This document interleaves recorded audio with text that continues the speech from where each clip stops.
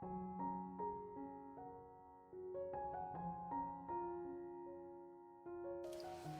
morning everyone, it's Carol here at Collage Journals. Big warm welcome from me. Thank you for joining me on my channel today, and particularly for joining me whilst I attempt to do assignment number 28 of Margarete Miller's Collage Weekly Planner Challenge for 2023. So as always, I've got some lightweight card with a border marked round, and I'm going to be working ostensibly inside that border. The prompts I've got here. The first one is a map. Well, I've chosen this one. This is a copy of a vintage celestial map. Love the colour palette on this, and I thought this would be interesting to use on my collage this week. The second prompt is something blue. Well, I bought a blend jet and it arrived yesterday, which was really fortuitous. And in amongst the packaging was this piece of paper. Absolutely perfect for what I want to do today. So I've got this, which I will be using. Graph paper. I've got this vintage piece of graph paper here, which again, I thought was a perfect match for the celestial map. The next prompt was sun or moon. So I've got this little image here of a sun, and I thought I might fussy cut that out and use that on my piece. Something with legs. Well, going with the celestial theme, I thought a telescope would be appropriate, particularly this one as it's mounted on a tripod, so it's got 3 legs there. Now I printed this off just onto lightweight copier paper to get the right scale, so I will be backing that in a minute or two onto some lightweight cardstock, because what I want to do is once that's glued onto the cardstock, I want to fussy cut this out. And the final prompt, or the bonus prompt, is an image from a magazine. And this is just an image of an external count wheel, apparently. It came out of a horology magazine, and I thought this would be perfect, again working with the celestial theme because it's star-shaped. Now, I don't know whether I'm just going to cut out the star and use that on my piece today, or whether I'm going to actually cut out the external surround of the star and also these portions in the middle and use that. I'm not quite sure yet, so I will have a little think as this collage evolves. You might wonder why I've got some packaging here in front of me. Well, I've got some other bits off to one side, and if I bring those in, I've got some distress stain picket fence. Now, whilst this is absolutely lovely, this piece of blue packaging, it is very, very bright, especially when I put it next door to this. So what I thought I would do is tone it down with some distress stain. I also thought that I would do some white splatters on here. So I've got a uni Posca pen, and this is a white one, and I thought I would do some splatters using my pen on here. And if the splatters don't work, which sometimes I find they don't if I'm using the pen on its own, I've got a paintbrush so that I can tap at this to get my splatters. So the first thing I'm going to do is use my distress stain and tone this blue down, and then whilst that's drying I can get on with the fussy cutting that I plan to do. So let's get this toned down, and now I'm going to go in with my Posca pen.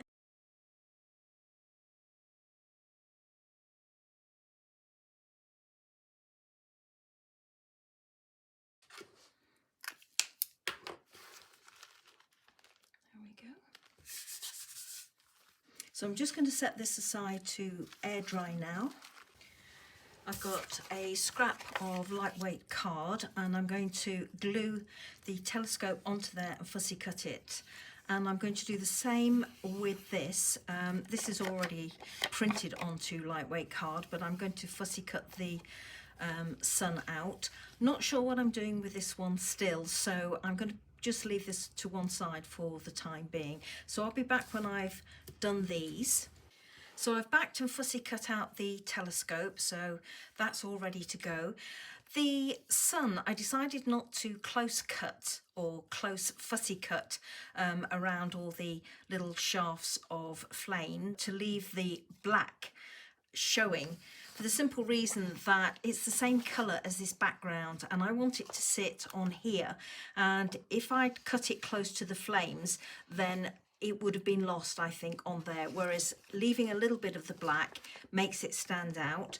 I've also cut the inside portion of this piece, but it's very flimsy. As you can see, it's just magazine paper, and it is attached still in that corner, and I'm still unsure how I'm going to use this, but I've got it ready to go, and I think that looks quite nice. So I'm going to pop these to one side and bring in my map and also my background. So that's what it looks like now. It's toned it down quite nicely, and I've got my splatters on there, and I've also trimmed it to size so it fits inside my border. So here I am just using a Pritt stick to glue that background down onto my page.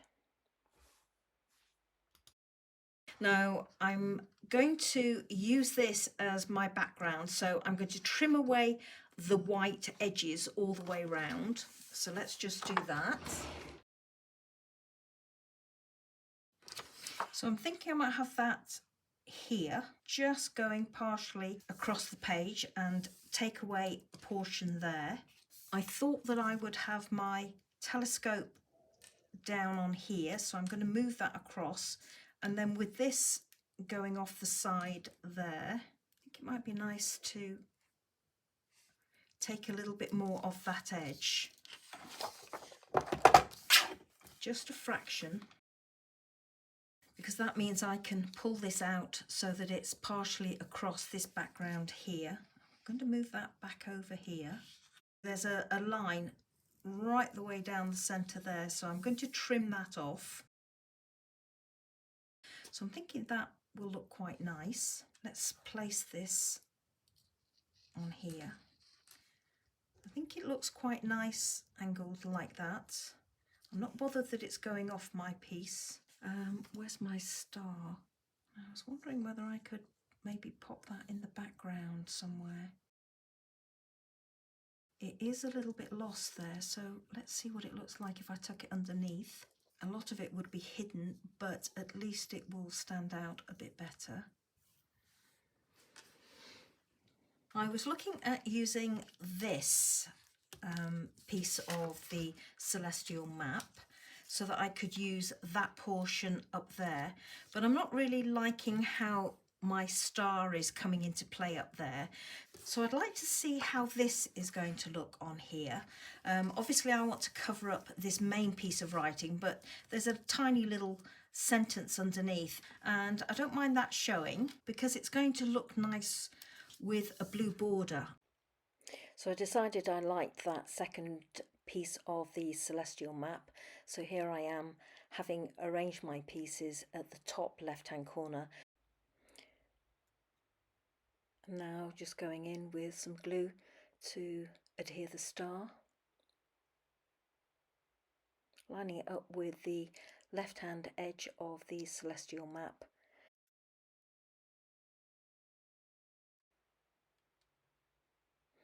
And now positioning the telescope at the bottom. I'm a little bit bothered that the raise portion of the telescope is sticking out too much, so I'm just going to snip it off and reposition it.